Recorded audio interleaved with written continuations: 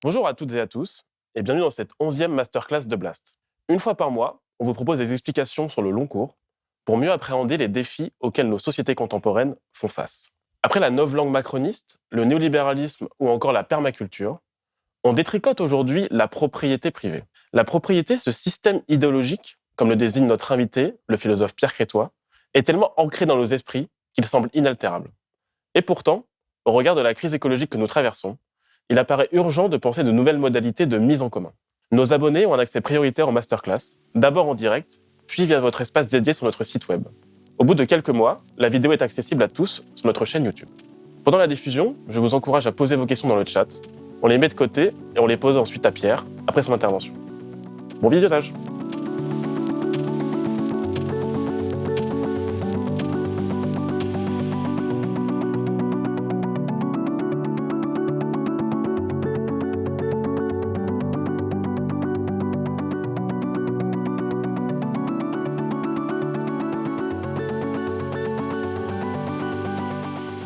Bonjour à toutes et à tous.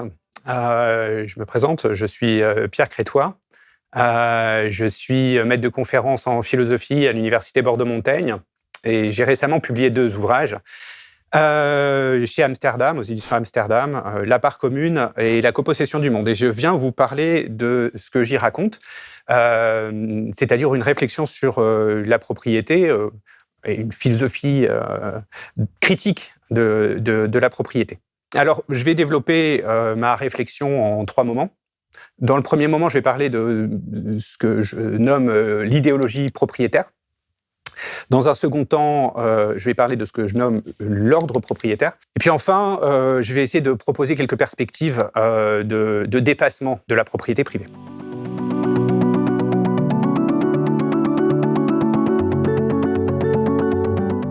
Ce qui m'a conduit à réfléchir à la question de la propriété, c'est pas d'abord l'approche marxiste et la contestation de la propriété privée des moyens de production, qui peut s'accompagner d'une sorte de valorisation de la petite propriété, de critique de la grande, même si c'est un enjeu important de la réflexion. C'est plutôt la propriété comme telle, enfin le concept de propriété comme tel, et la façon dont il engendre, au fond, un problème interne à la tradition libérale. Et notamment, quelque chose m'a interloqué, c'est la rédaction de l'article 544 du Code civil. Alors, ça peut paraître étrange de faire référence à cela, mais cet article 544 du Code civil qui porte sur la propriété affirme d'abord son caractère absolu, puis son caractère relatif aux lois et aux règlements. Donc le droit de propriété serait une sorte de droit sacré et absolu, mais en même temps un droit relatif qu'il s'agirait de limiter par les lois et les règlements. Alors au fond, ça nous amène à cette question, existe-t-il quelque chose comme un droit absolu, en particulier en matière de propriété ? Et est-ce qu'être propriétaire, c'est un droit de se séparer au fond et d'avoir aucun compte à rendre aux autres? D'abord, j'insiste sur le fait que le concept de propriété façonne puissamment nos sociétés libérales occidentales modernes, notamment un concept que Macpherson a nommé individualisme possessif. L'individualisme possessif, au sens de Macpherson, considère que nous serions, au fond, propriétaires de nous-mêmes, de nos talents, des biens que nous avons acquis par notre travail et que nous n'aurions aucun compte à rendre à quiconque. D'où aussi l'idée de méritocratie. Au fond, on doit son mérite qu'à soi-même et on n'a aucune dette aux autres. Donc cela nous donnerait le droit de disposer absolument de ce qui nous appartient et nous donnerait comme un droit de nous séparer de ce qui nous entoure. Ce droit de se séparer, en fait, est marqué symboliquement, et c'est marqué symboliquement, y compris dans le paysage, à partir du XVIIe siècle, XVIIIe siècle, avec des clôtures. On est propriétaire, on met des clôtures autour de chez soi. C'est-à-dire, on se sépare du reste de la nature et du reste de la société de façon matérielle. Bah non. Quoi? Bah c'est encore le chien des voisins. Ah oui, mais on va pas clôturer tout le jardin. Bah pourquoi pas? Oh. Et donc, le droit de propriété, dans sa version moderne, tend précisément à traduire cet ensemble de représentations individualistes, et c'est là-dessus que je souhaite revenir et ce que je souhaite développer dans le cadre de cette masterclass. Précisément parce que ce modèle, me semble-t-il, est à bout de souffle, et notamment du fait de la crise écologique actuelle qui nous rappelle, au fond, que rien de ce que nous avons ne peut être séparé de l'environnement auquel il appartient. Cela nous demande au fond, cette crise écologique nous demande d'opérer une sorte de critique radicale de l'idéologie propriétaire et de l'ordre propriétaire. Et donc un des enjeux de cette réflexion est précisément de penser la propriété non pas comme un droit au sens juridique, et non pas comme un droit de se séparer, de séparer ce qui est propre de ce qui est commun, mais plutôt de penser le propre ou la propriété comme si on doit conserver ce concept, comme une modalité du commun. Alors, avant de me diriger vers ces perspectives-là, j'aimerais revenir sur ce que j'ai appelé l'idéologie propriétaire dans La part commune, publié chez Amsterdam. Alors d'abord, je vais revenir sur la définition de l'idéologie propriétaire. Encore une fois, je ne parle pas là de la propriété au sens strictement juridique. Parce que quelqu'un pourra toujours m'objecter et me dire « mais non, mais dans le droit, on n'a pas le droit de tout faire avec ce qui nous appartient. Il y a des limites, des contraintes d'urbanisme, etc. » Mais ce n'est pas ça qui m'intéresse. Ce qui m'intéresse, c'est plutôt cet ensemble d'idées qui fonctionnent les unes avec les autres et que j'appellerais une idéologie propriétaire. Et alors, ce qui est assez intéressant, c'est qu'on en trouve une formulation dans un livre extrêmement important, qui est un ouvrage de John Locke, qui s'appelle le Second Traité du gouvernement civil, ou le Second Traité du gouvernement, en fonction des traductions, publié en 1689. Le chapitre 5 de ce Second Traité du gouvernement porte sur la propriété, et c'est intéressant. Parce que, même si ça n'était évidemment pas l'objectif de Locke, il exprime un certain nombre de croyances fondamentales qui constituent ce que j'appelle l'idéologie propriétaire. Et d'abord, l'idée selon laquelle la propriété, le droit de propriété, serait un droit naturel attaché à la personne.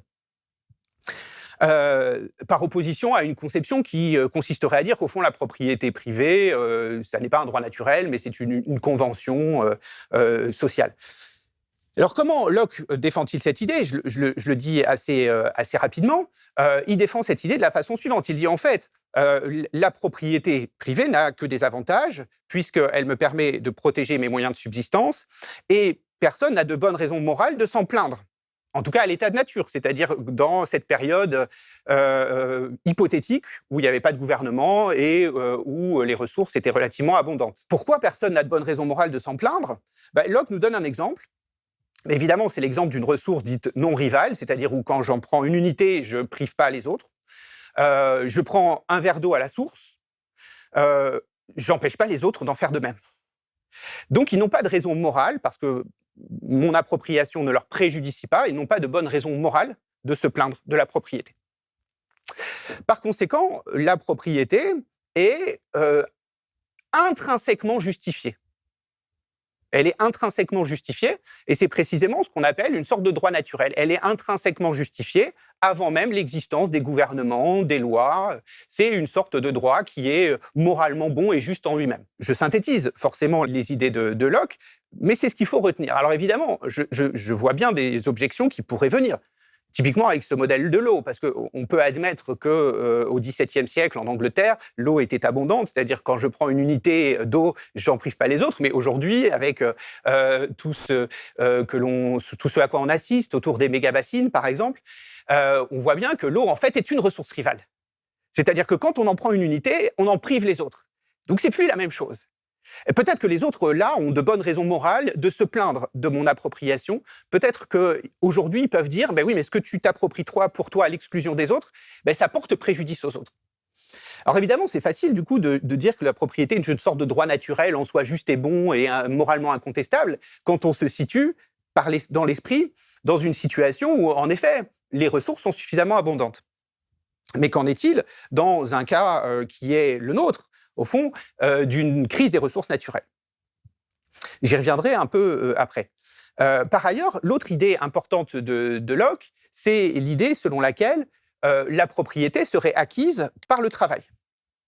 Le travail comme voie ou modalité d'acquisition naturellement juste des choses. Alors, la justification de Locke est relativement simple et intuitive, et donc de nature à convaincre le lecteur à première lecture. C'est mon corps m'appartient. Et donc tout ce que produit, tout ce qui émane de mon corps m'appartient aussi par nature. Et donc, le travail que je mets dans une chose qui n'est à personne, m'appartenant, plus personne n'a le droit de toucher à cette chose. Ça semble logique. Puisque toucher à la chose dans laquelle j'ai mis mon travail, typiquement le champ que j'ai travaillé, toucher à cette chose, c'est toucher à mon travail, à mon corps, à ma propriété. Donc, au fond, si vous voulez, une fois qu'on a cette idée, c'est-à-dire que la propriété s'acquiert par le travail, ce qui est la deuxième idée structurante de l'idéologie propriétaire, on en arrive assez facilement à une autre idée, c'est-à-dire à l'idée... Alors, bon, on pourrait déjà la critiquer, cette première idée, ça j'y reviendrai aussi, cette idée que la propriété s'acquiert par le travail, notamment dans le contexte contemporain où, au fond, on peut acquérir bien des choses par des contrats et sans travail. Ou bien, quand on fait travailler autrui pour soi, à travers un contrat de travail, on acquiert quelque chose par le travail de l'autre, du salarié, et puis le salarié n'acquiert pas par son travail tout ce qu'il a produit. Bon, ça, c'est bien connu dans, justement, une perspective marxiste, c'est ce qu'on appelle l'exploitation. Mais une autre idée qui découle de la première, c'est qu'au fond, la propriété récompense le mérite. J'ai travaillé pour avoir ça, donc ce que j'ai est incontestable, je le mérite. Et en effet, c'est présent, cette idée-là est tout à fait présente chez Locke, parce qu'il considère que Dieu nous a donné pour mission, c'est une pensée théologico-politique, Dieu nous a donné pour mission d'améliorer la nature et les ressources naturelles pour nous-mêmes et pour toute l'humanité, et par conséquent, quand on œuvre à cela, eh bien, on a une certaine forme de mérite moral, et la propriété vient en quelque sorte sanctionner ce mérite qui est d'avoir été fidèle et d'avoir une attitude fidèle ou conforme à notre vocation d'être humain. Mais là aussi, on le verra tout à l'heure, c'est évidemment une idée éminemment contestable. Une fois qu'on a ça, donc la propriété est un droit naturel, c'est-à-dire moralement juste en soi, qu'elle s'acquiert par le travail, qu'elle sanctionne un mérite, il y a une autre idée qui vient s'ajouter, c'est l'idée selon laquelle chacun fait ce qu'il veut avec ce qui lui appartient. En jouir, l'utiliser, l'exploiter, le vendre, le détruire. Si quelque chose est absolument à moi, j'ai aucun compte à rendre vis-à-vis de cette chose. Je peux, encore une fois, la vendre, l'exploiter, la détruire. Alors, par opposition à une autre conception qui consisterait à dire que j'ai pas tous les droits sur les choses, y compris si j'ai certains privilèges vis-à-vis d'elles, jamais tous les droits vis-à-vis d'elles. Et puis, le dernier point qui vient compléter ce que j'appelle l'idéologie propriétaire, ce système d'idées que j'appelle l'idéologie propriétaire, c'est l'idée selon laquelle personne ne peut contester, limiter, on voit bien comment elle découle de la précédente, contester, limiter ou interférer sur le libre usage que chacun fait de ce qui lui appartient. Donc y compris si on décide de les vendre, de les détruire. Ni même l'État. Alors évidemment, ça c'est important, parce que ça veut dire que l'État serait par définition illégitime à limiter l'exercice des droits de propriété, et dans ce qui définit les droits de propriété, il y a évidemment les droits et libertés économiques. L'État serait peut-être aussi illégitime à prélever une partie des ressources qui m'appartiennent pour les mettre au service de finalités qui ne sont pas les miennes. Les miennes, c'est typiquement ainsi que fonctionne la fiscalité. La fiscalité, c'est... Alors évidemment, en droit, on va vous dire que l'État ne vient pas directement prendre sur votre compte en banque, il passe par une sorte d'obligation. Vous avez l'obligation de payer votre impôt que vous êtes réputé avoir accepté par le biais de vos députés. C'est ce qu'on appelle le consentement à l'impôt. Mais en réalité, la vérité, c'est que l'État, ce qui se passe matériellement, c'est que l'État, en effet, s'arroge le droit de s'approprier une partie de ce qui vous appartient pour le mettre au service de finalités qui ne sont pas les vôtres. Imaginez, vous n'avez pas d'enfant. Vous dites, mais au nom de quoi je voudrais financer l'éducation nationale, par exemple. L'État ne vous laisse pas le choix. À partir d'un certain niveau de salaire, il vous oblige à le faire. Et donc, d'une certaine manière, il dispose de quelque chose qui est à vous. Alors évidemment, dans le cadre de l'idéologie propriétaire, où ce principe est injustifiable, c'est de la spoliation. Au nom de quoi l'État a-t-il le droit de prendre ce qui est naturellement et légitimement à moi, ce que j'ai acquis par mon travail, ce que je mérite de garder, etc. Donc vous voyez comment tout cet ensemble d'idées fonctionnent les unes avec les autres pour créer un tout relativement cohérent, et c'est ce tout relativement cohérent que j'appelle l'idéologie propriétaire. Alors, on peut faire un certain nombre de critiques par rapport à cette idéologie propriétaire. Je vais me limiter à certaines d'entre elles. Ce sera nécessairement synthétique, mais je les développe dans l'ouvrage La part commune. D'abord, la première chose qu'il faut remarquer, c'est que l'idée selon laquelle on pourrait disposer absolument des choses qui nous appartiennent ne tient pas la route. Ça ne fonctionne pas. Personne ne peut prétendre à disposer d'un contrôle absolu sur ce qui lui appartient. Typiquement, c'est pas parce que j'ai un marteau que j'ai le droit d'en faire absolument ce que je veux. Par exemple, aller donner des coups de marteau ou détruire votre véhicule avec, ou détruire vos vitres avec. Donc, en réalité, il y a des limites qui s'exercent sur justement l'exercice du droit de propriété. De la même manière, c'est pas parce que je suis propriétaire de mon jardin que j'ai le droit de faire pousser juste à côté de chez mon voisin des haies extrêmement hautes qui lui coupent la vue, qui lui font de l'ombre, etc. Donc, qu'est-ce que ça veut dire ? Ça veut dire qu'au fond, je n'ai sur les biens qui m'appartiennent que les droits qui sont compatibles avec les droits des autres. Donc, j'ai pas tous les droits. C'est une illusion de croire que j'ai tous les droits sur ce qui m'appartient. Il y a un exemple qui est assez intéressant, qui date du début du XXe siècle et qui a donné lieu à un arrêt de la Cour de cassation, un Coquerel contre Clément Bayard en 1915. Et c'est l'exemple suivant. En fait, un certain Coquerel en avait marre de voir son voisin faire décoller ses dirigeables, donc des ballons volants, de son terrain. Et donc, il s'est dit, qu'à cela ne tienne, je vais élever des pieux en métallique très très haut. De sorte que Clément Bayard ne pouvait plus faire décoller ou alors dès qu'il faisait décoller ses dirigeables, il se perçait. Et alors, Coquerel a dit, je suis chez moi, je fais ce que je veux. Si j'ai envie d'élever des pieux là, de 20 mètres de haut, je le fais. Et alors, la Cour de cassation a considéré qu'il s'agissait d'un abus de droit de propriété. Parce qu'en effet, ces pieux n'existent que pour nuire aux droits d'autrui et pour rien d'autre. Et que par conséquent, on n'a pas vraiment le droit de faire tout ce qu'on veut avec ce qui nous appartient. Alors évidemment, on voit bien qu'ici, ce dont il est question, c'est pas simplement de la grande ou de la petite propriété, c'est de la propriété en général, qui nous laisse croire qu'on peut tout faire, qu'on n'a aucun compte à rendre, qu'on a le droit de se séparer, de garder quelque chose pour soi, et en se préoccupant assez peu de l'effet que ça peut avoir sur les autres. Donc ça, c'est le premier point, l'impasse de la croyance selon laquelle nous pourrions avoir un contrôle absolu sur ce qui nous appartient. Par ailleurs, une autre critique que l'on peut objecter à cette idéologie propriétaire, c'est l'idée selon laquelle, au fond, ce que l'on a, on l'a acquis par notre travail. Ça, c'est un point important, parce que au fond, je reprends l'exemple de tout à l'heure, de l'eau, ou bien l'exemple du champ.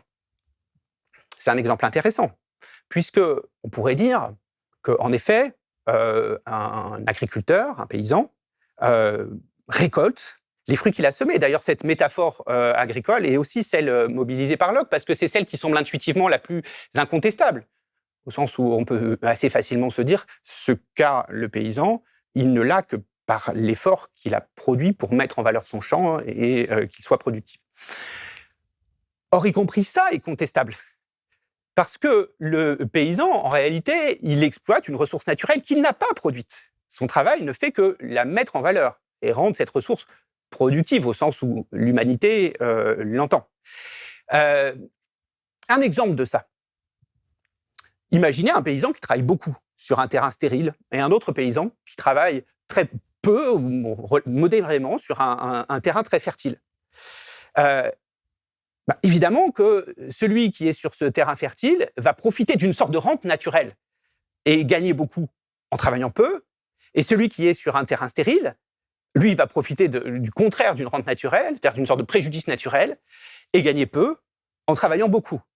Donc vous voyez qu'en réalité, ce que l'on gagne, on ne le gagne pas seulement par notre travail.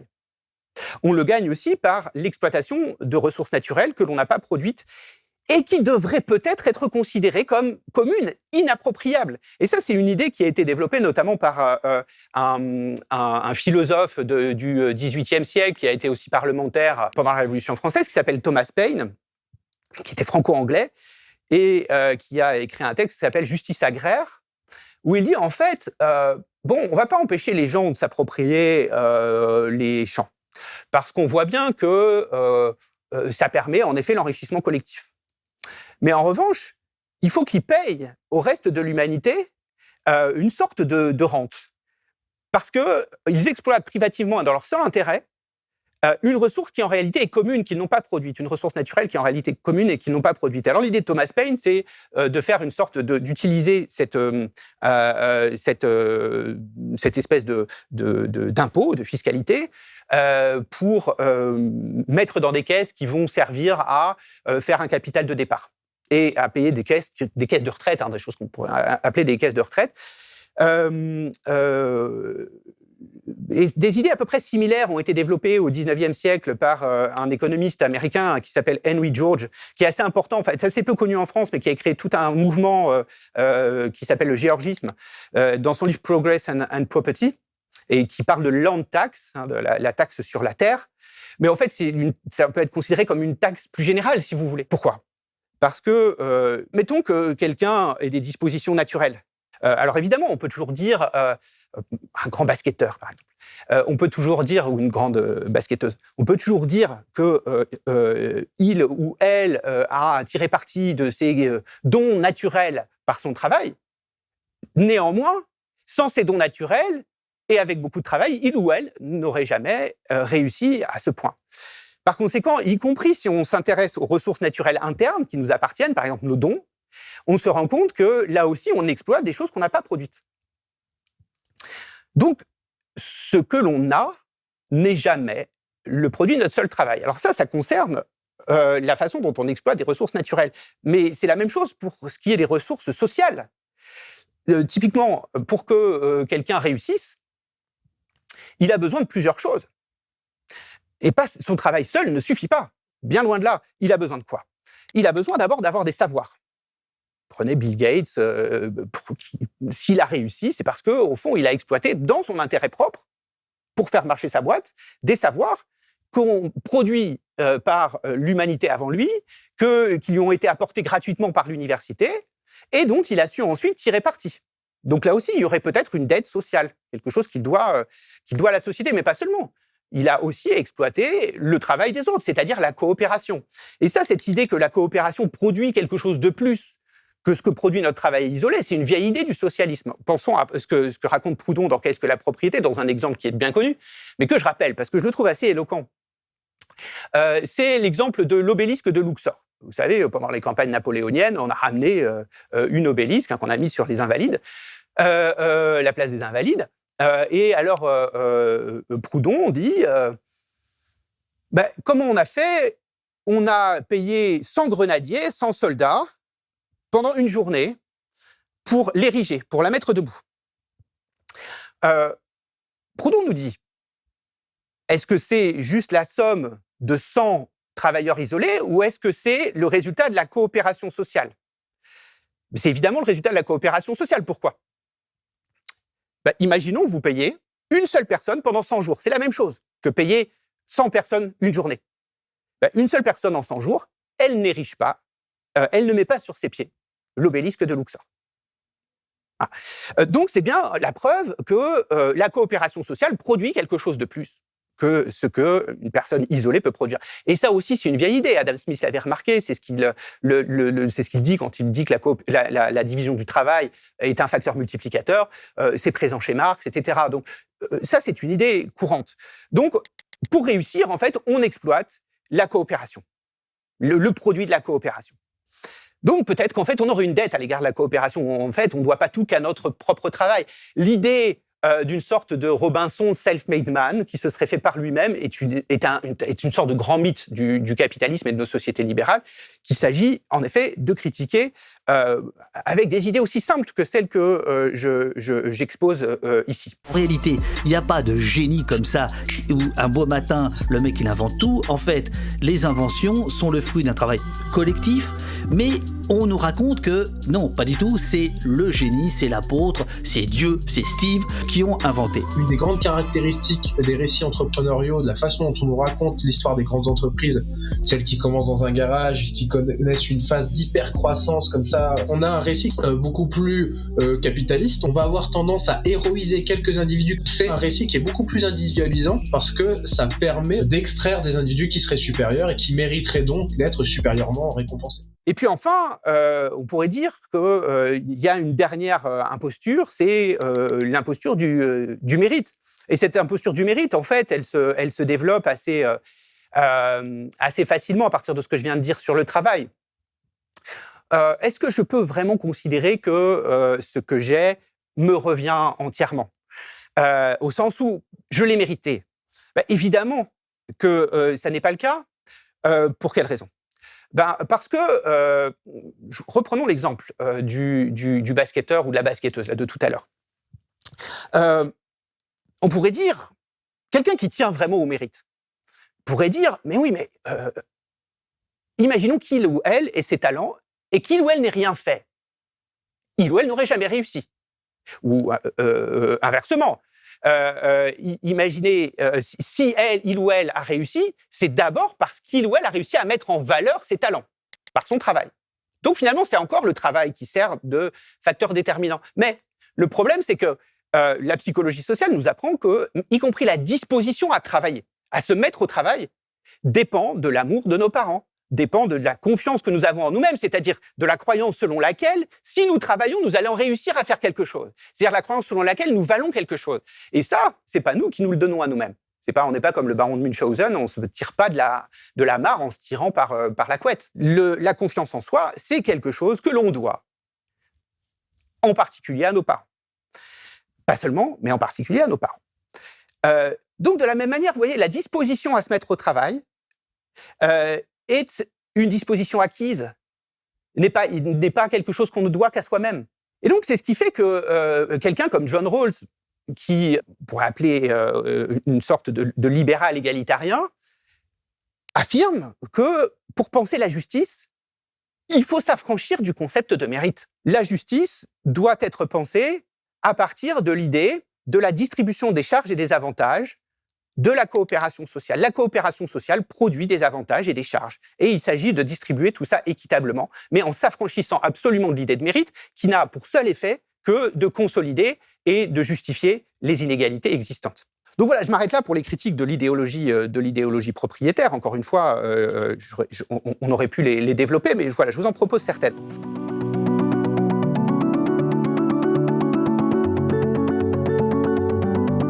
Le deuxième point de cette masterclass, c'était porté sur l'ordre propriétaire. Critique, théorie que j'expose dans La copossession du monde, le dernier ouvrage publié chez Amsterdam. Alors, l'ordre propriétaire est fondé, cette idéologie de l'ordre propriétaire est fondée sur une autre approche que celle que je viens de développer, qui fait l'économie de l'idée selon laquelle la propriété serait une sorte de droit naturel, moralement justifié en soi-même. Mais c'est plutôt une approche qui justifie le droit de propriété par ses effets positifs, en disant qu'au fond, ce serait pire s'il n'y avait pas de propriété que quand la propriété existe. Donc c'est ce qu'on pourrait appeler une approche conséquentialiste de la justification du droit de propriété. On ne dit pas que la propriété est justifiée en elle-même, mais qu'elle se justifie relativement aux conséquences positives qui résultent de son introduction. Et alors, cette croyance dans l'ordre propriétaire, c'est-à-dire dans le fait que la définition des droits de propriété permet de produire un ordre mutuellement bénéfique, ça rime à une autre idée, c'est-à-dire à l'idée selon laquelle s'il n'y avait pas de propriété, ce serait le désordre, ce serait la tragédie.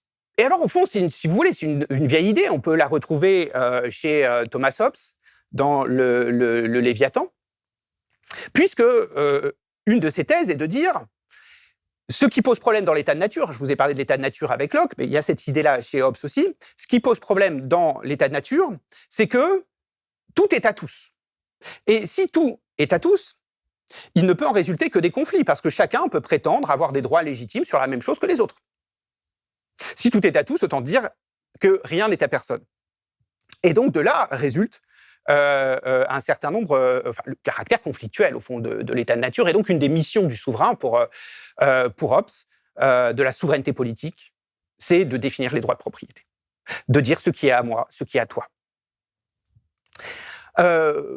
Alors là aussi, tout ça paraît intuitivement parfaitement légitime.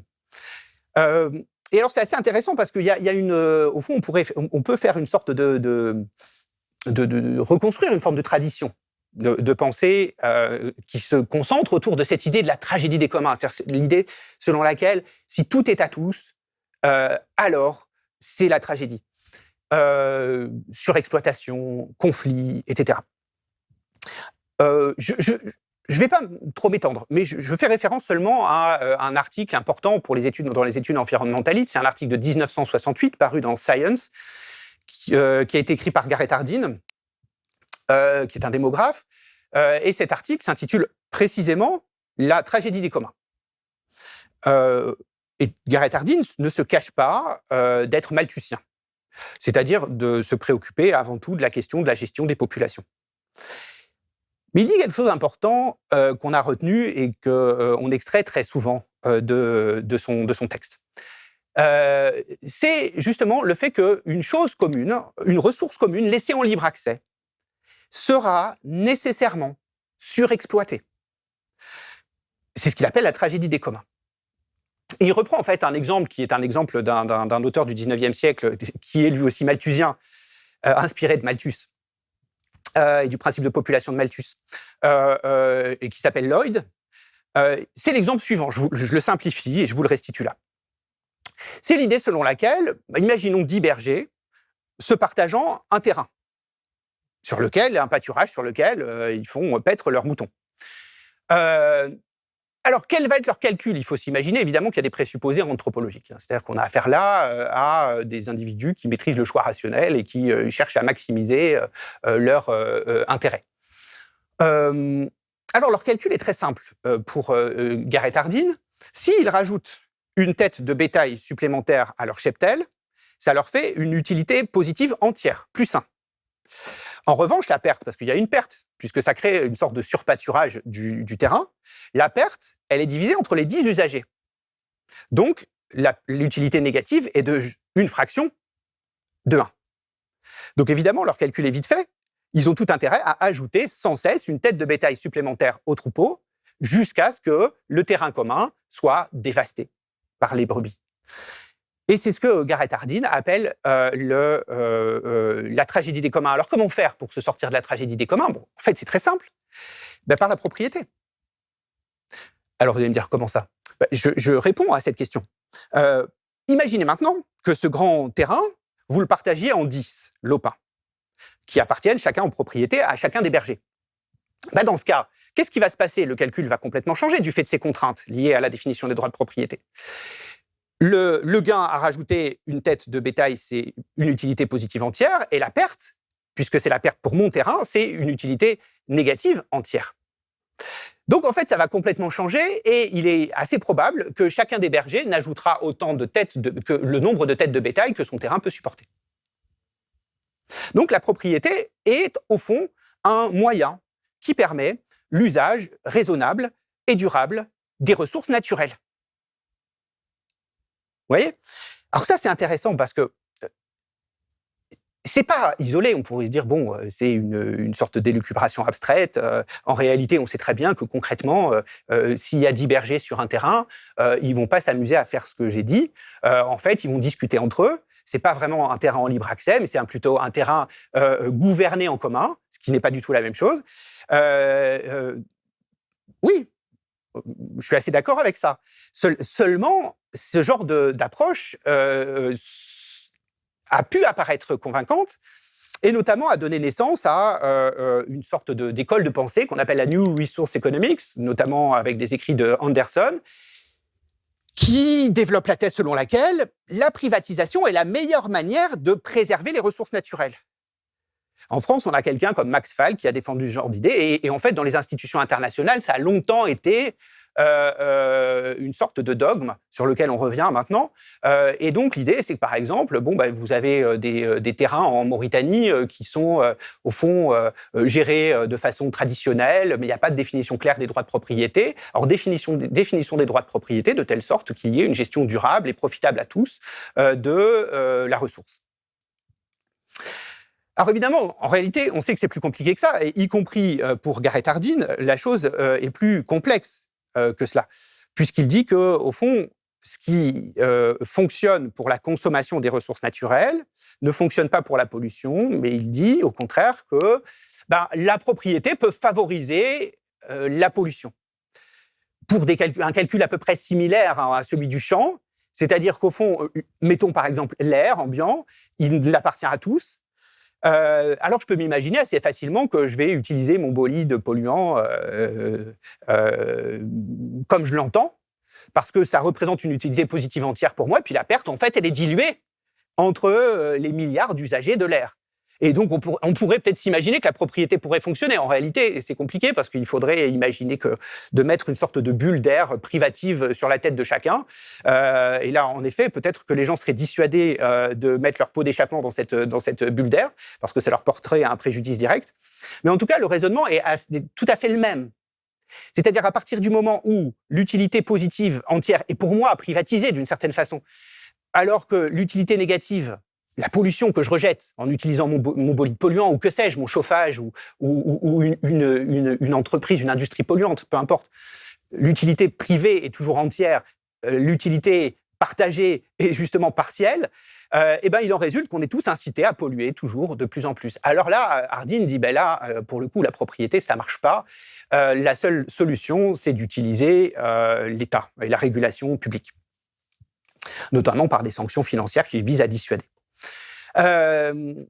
Donc, en tout cas, il y a cette idée selon laquelle de la définition des droits de propriété résulterait un ordre collectivement profitable à tous. Et cette idée a été développée notamment, mais pas seulement, évidemment, je prends un exemple, par Friedrich Hayek en 1973, dans Droit, législation et liberté, et dans le texte dans lequel, je ne rentre pas dans le détail, il développe l'idée selon laquelle, au fond, le régime de propriété accompagné par la définition des contrats, c'est-à-dire la manière dont on peut échanger nos propriétés, de cela résulte un ordre collectivement profitable. On pourrait dire, mais non, ça n'est pas vrai, je vais y revenir juste après, parce qu'en réalité, on sait très bien que le marché peut avoir des effets indirectement très préjudiciables, notamment en termes d'inégalité, qu'il y a des perdants, à ce que Hayek appelle le jeu de la catalaxie.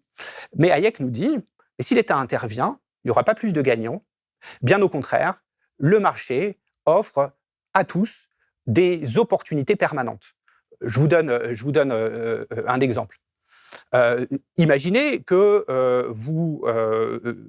un boulanger du coin, que vous fréquentiez vous-même, soit tout à coup plus aussi intéressant qu'avant, parce qu'un autre boulanger s'est installé à 100 mètres et il fait des meilleurs pains au chocolat pour moins cher. Alors vous allez aller voir cet autre boulanger, et le premier, en réalité, on pourrait dire « Ah, mais le marché est dur parce qu'il va être obligé de fermer boutique ». Non, ce que dit Hayek, c'est qu'il dit « Mais non, en fait, le fait qu'il perde ses clients lui donne un signal qui lui donne l'opportunité de s'adapter s'il veut les retrouver ». Donc, en fait, le marché fonctionne comme ça.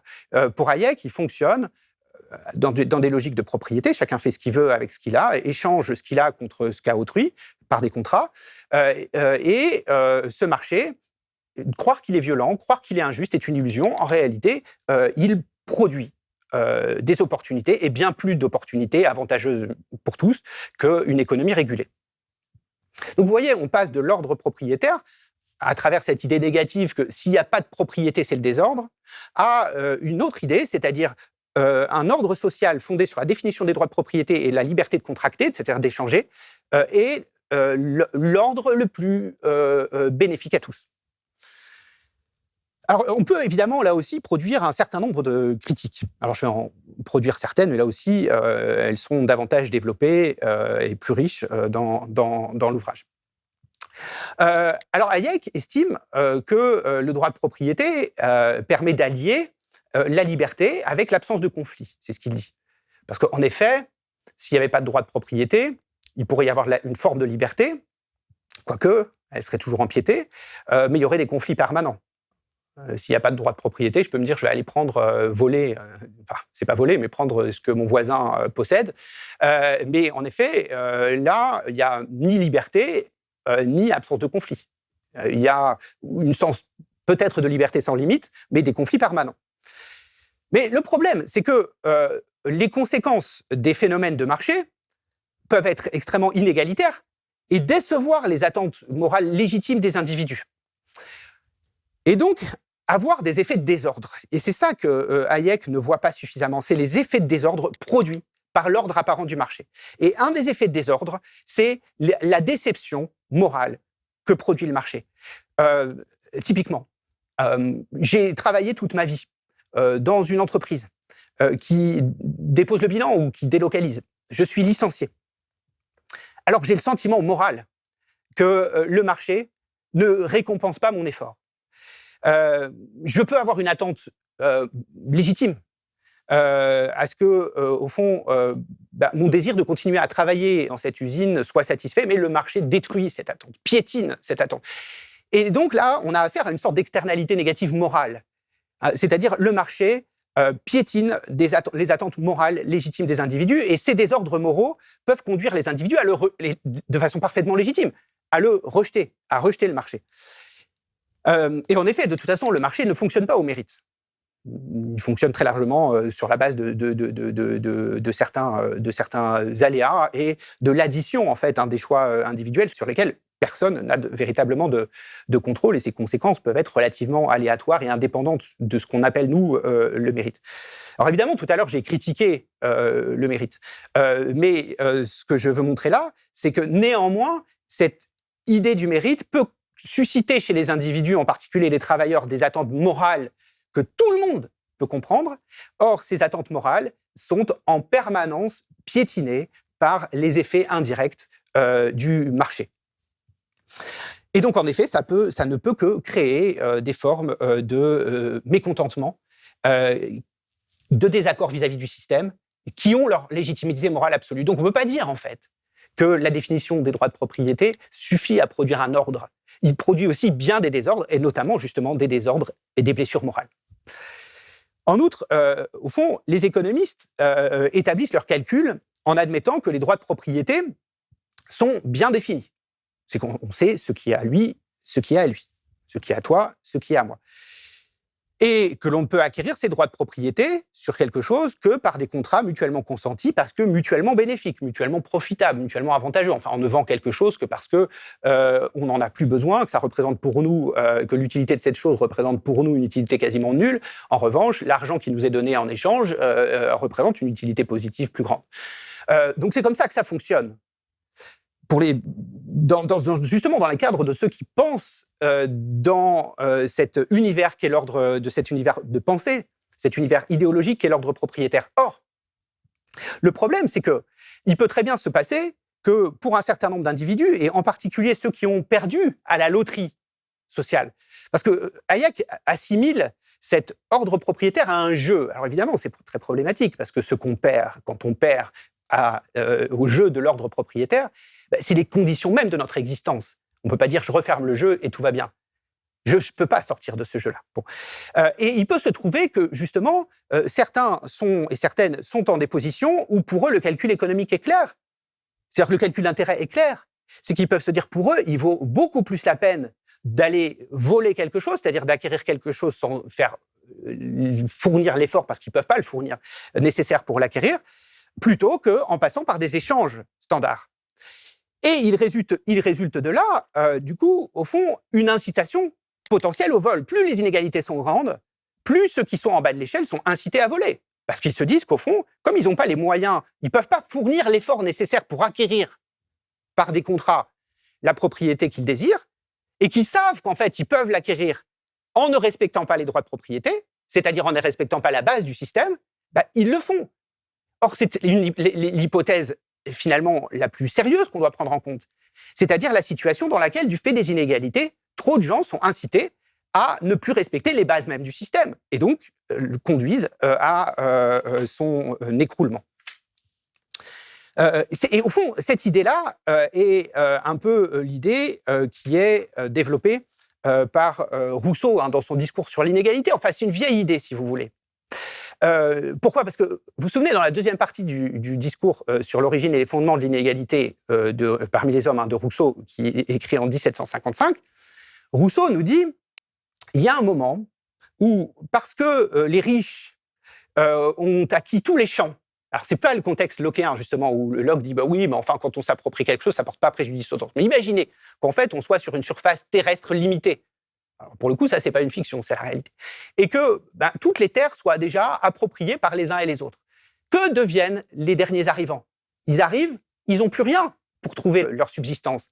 Alors il peut se trouver qu'en effet les inégalités soient telles que ces plus pauvres sont incités à ne pas respecter l'ordre propriétaire, qui est en fait bénéfique qu'aux plus riches, c'est-à-dire qu'aux propriétaires eux-mêmes, mais qui puissent être incités à voler, c'est-à-dire à faire vaciller les bases mêmes de cet ordre, plutôt qu'autre chose. Donc en fait, l'ordre propriétaire est un ordre désordonné, est un ordre qui n'inclut pas en lui les conditions de sa durabilité, de sa stabilité. Par conséquent, on doit fonder la stabilité d'une société sur autre chose que sur l'ordre propriétaire. Et par ailleurs, je m'arrêterai assez rapidement sur une dernière idée. Certes, l'état du marché dérive de l'addition des choix des individus. En ce sens, le marché fonctionne à la liberté. Sauf que cette addition peut conduire à des situations ni prévues, ni souhaitées, ni prévisibles et ni souhaitées par les individus eux-mêmes. Typiquement, alors la question est de savoir si on peut demander aux individus d'accepter les conséquences de leurs actes économiques quotidiens, alors que ces conséquences, ils ne les ont jamais prévues ni souhaitées. Or, c'est précisément ce que nous demandent les thuriféraires, les porteurs, les défenseurs de l'ordre propriétaire. Par exemple, mettons que je veuille acheter des baskets de marque qui me plaisent. Alors, c'est pas moi qui décide de la façon dont elles sont produites. Est-ce qu'on peut... Mais pourtant, le fait que je les achète contribue à faire fonctionner peut-être un système de production qui détruit la nature, qui exploite le travail des enfants ou qui exploite le travail humain en général. Est-ce que ça veut dire, parce que je m'achète ces chaussures de marque à la mode, que je suis un exploiteur, un destructeur de la nature et que je l'ai voulu ou bien non ? Moi, je pense que c'est pas le cas. C'est pas parce que j'ai voulu cette paire de baskets que j'ai voulu tout le système de production qui va avec. Et donc, je peux vouloir comme consommateur ces baskets et comme citoyen réguler ce système de production avec lequel je ne suis pas d'accord. Donc, l'idée, c'est qu'il n'y a pas de transitivité entre mes choix de consommateur et leurs effets indirects. Et donc, mes volontés de citoyen. C'est-à-dire ce que je veux vouloir comme citoyen peut entrer facilement en contradiction avec mes choix consuméristes quotidiens. De la même manière, prenons un autre exemple. Ce n'est pas parce que j'aime Madonna, par exemple, et que j'ai bien voulu payer 100 € pour aller voir son spectacle comme des dizaines de milliers de personnes, que j'ai voulu que Madonna soit extrêmement riche et qu'il y ait des ultra-riches. Pourtant, on pourrait dire, mais si, tu as participé à son enrichissement. Personne n'a été volé, personne ne t'a forcé à donner 100 € pour aller la voir. Pas plus que personne n'a été forcé, parmi les 10 000, 100 000, millions de fans de Madonna, de mettre 100 € pour aller la voir. Par conséquent, s'il est devenu riche, c'est l'ordre propriétaire. Or là encore, c'est la même chose. Ça n'est pas parce que j'accepte de mettre 100 € pour aller voir Madonna que je suis d'accord avec les effets indirects du fait que 100 000, 1 million de personnes ont fait la même chose et que Madonna soit ultra riche.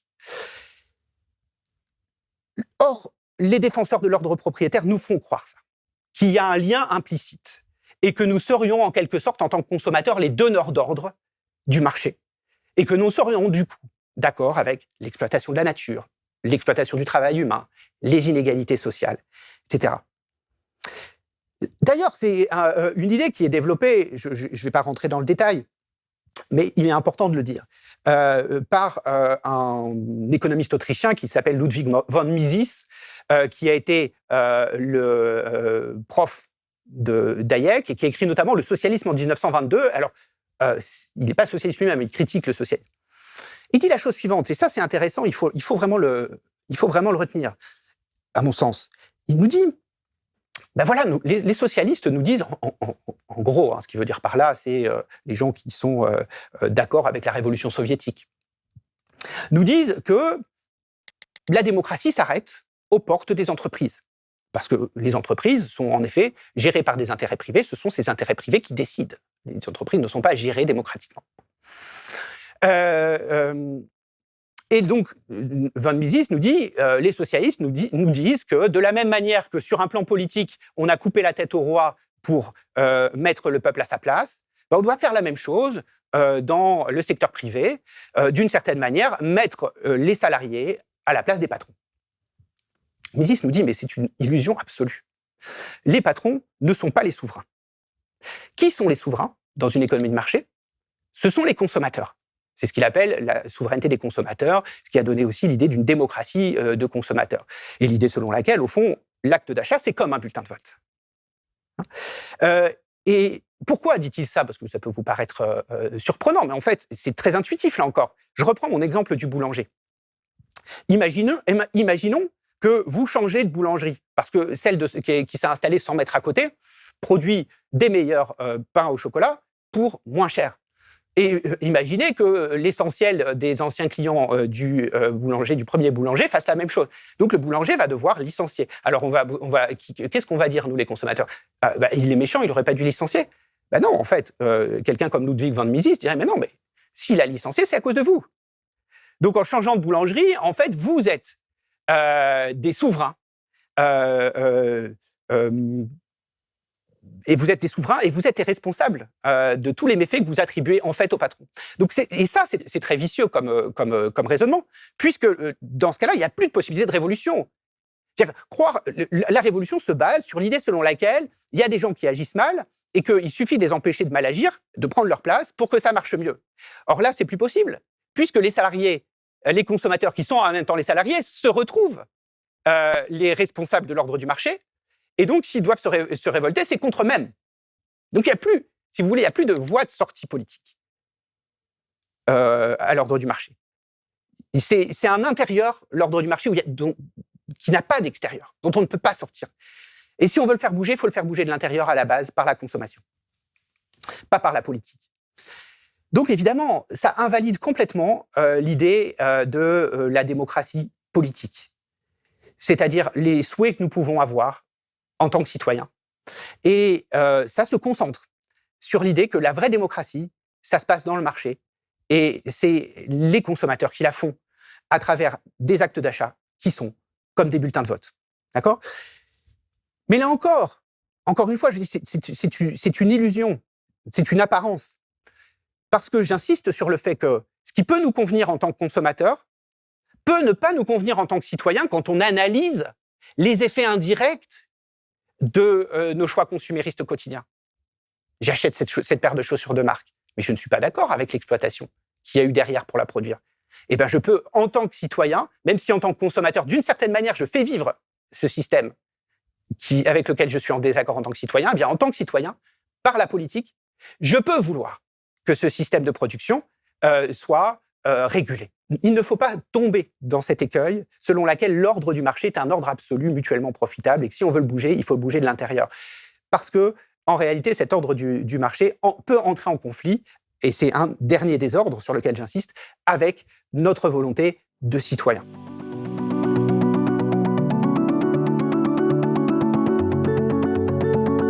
Alors, comment faire face à ces deux ensembles d'idées que sont d'un côté l'idéologie propriétaire et de l'autre côté la croyance dans l'ordre du marché? Je terminerai assez rapidement par quelques perspectives.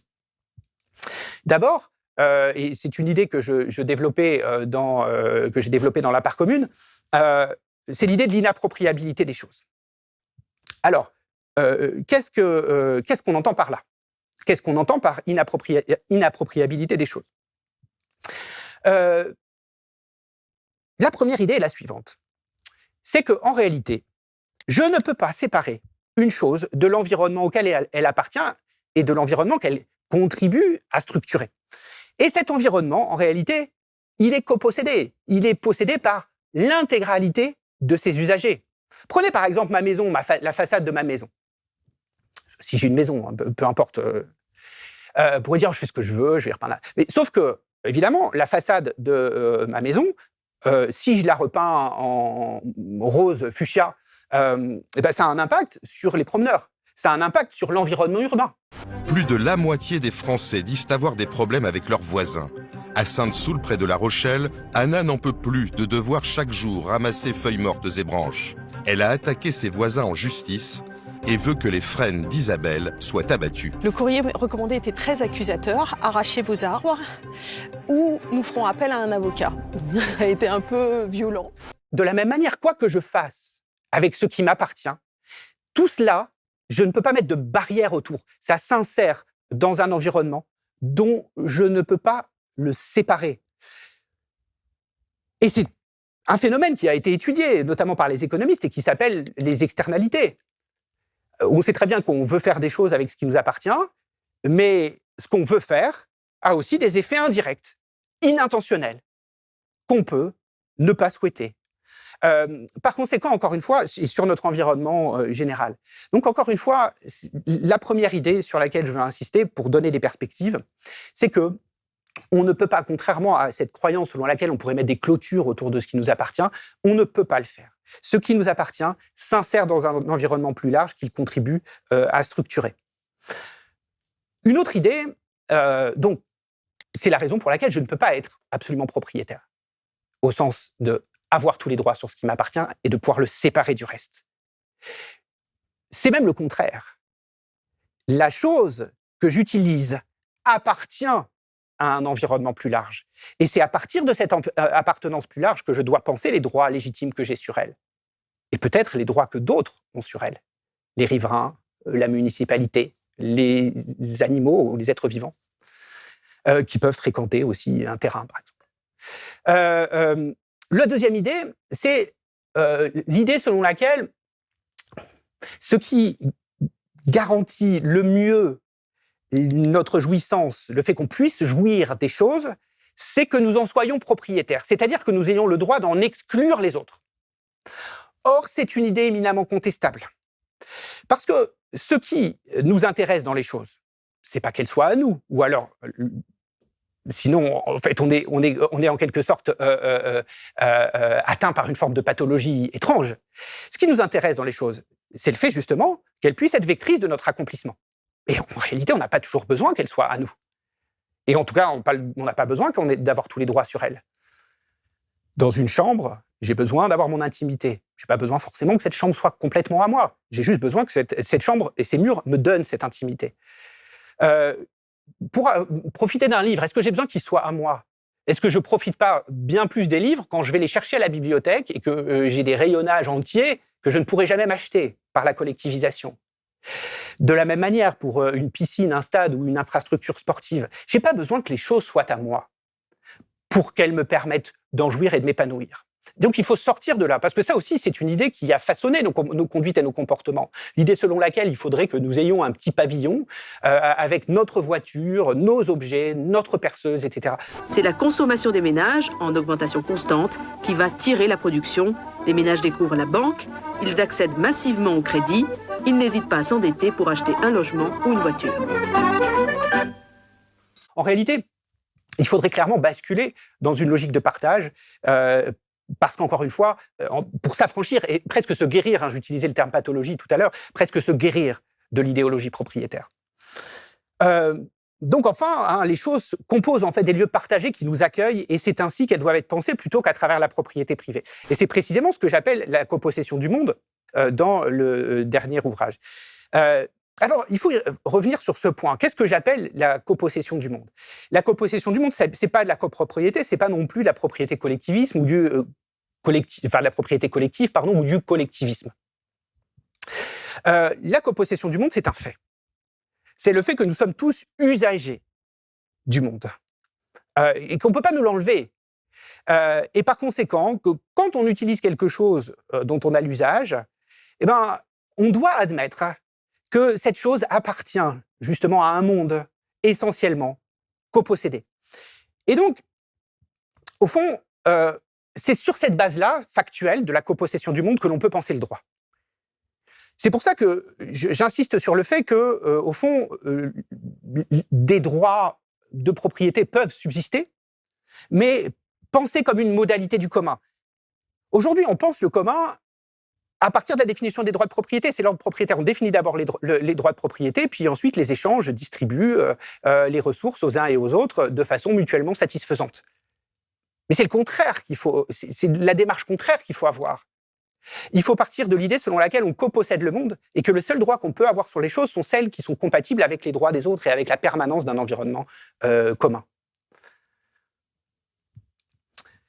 Donc c'est à cette espèce de renversement de paradigme que j'appelle dans ce livre la copossession du monde.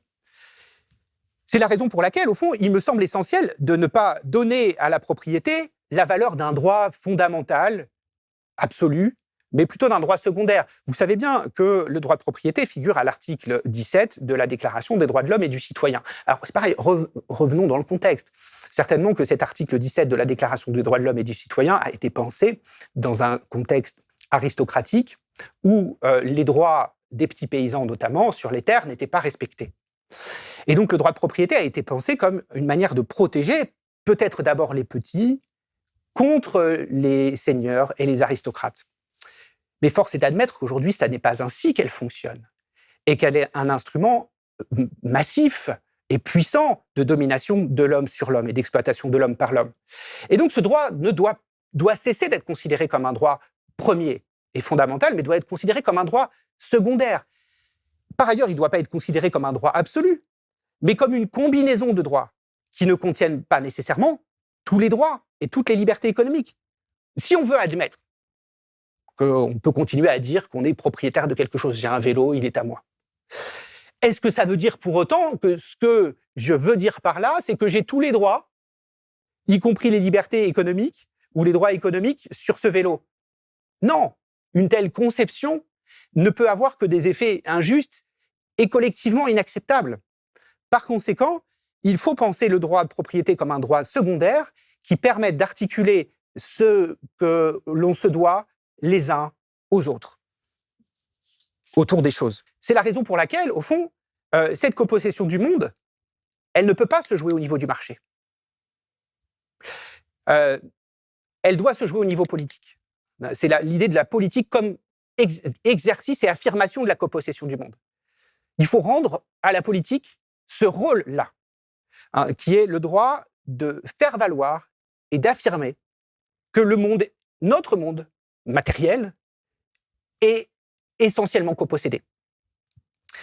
Et donc, la politique est précisément le lieu où se discutent les modalités de la copossession du monde, les limites, l'étendue et les limites de l'exercice des droits individuels. Au lieu de chercher en permanence à limiter l'étendue de la démocratie pour préserver les droits et libertés économiques, puisqu'aujourd'hui c'est comme ça que les choses fonctionnent. En réalité, on considère que les droits et libertés économiques font partie du socle constitutionnel et sont protégés par la Constitution.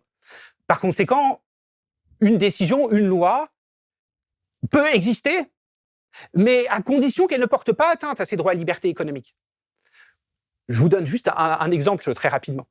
Ce qu'on a appelé la loi Florange en 2014, qui était censée être la loi anti-délocalisation, au moment où ArcelorMittal a racheté les fonderies de Florange, qu'elle a ensuite délocalisées.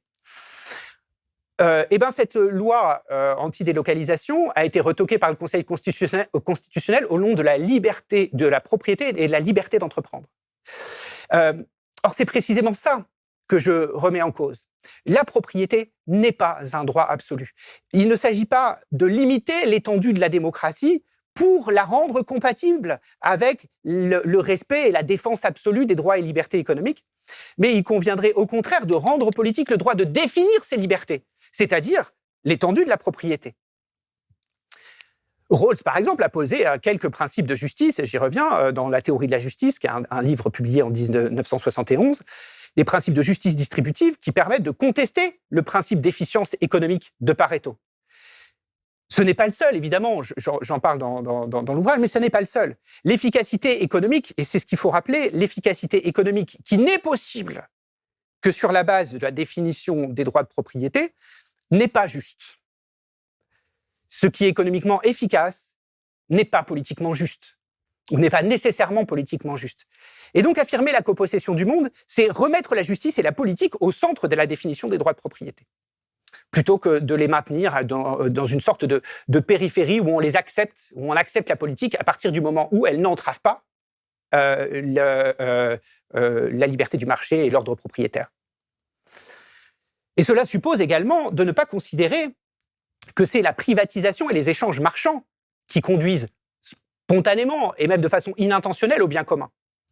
Il faut réaffirmer l'indépendance du bien commun et des biens communs et leur statut spécifique, soumis au principe de justice et à la volonté des citoyens. Et c'est précisément cette idée-là que j'appelle la République des biens communs. Parce qu'encore une fois, dans l'ordre propriétaire, l'idée, c'est que c'est le marché qui fait le bien commun. Et donc, y compris les conséquences indirectes, inégalité, exploitation du travail, destruction de la nature, sont considérées comme des composantes du bien commun, si vous voulez. Or, précisément, ce que nous montrent ces effets indirects de l'ordre propriétaire, ce qu'elles nous montrent de façon, et l'on ne peut plus reculer, c'est que les biens communs sont d'un autre domaine, appartiennent à un autre domaine que l'ordre du marché, l'ordre propriétaire. Ces biens communs appartiennent à l'ordre politique, qui doit être gouverné par les citoyens. Et donc, par conséquent, il faut admettre là qu'il y a une sphère politique qui est absolument irréductible au marché et que le politique doit maintenir envers et contre le marché, c'est-à-dire envers et contre l'ordre propriétaire. Puisque, encore une fois, et pour terminer, il me semble que la copossession du monde, telle que je la définis, elle s'exprime et se traduit par le politique. Je vous remercie et je vous dis à tout à l'heure pour les questions.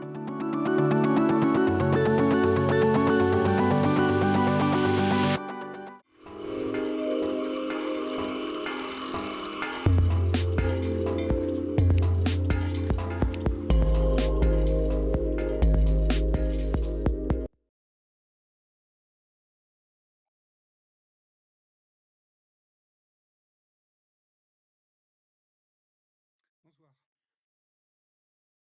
à toutes et à tous.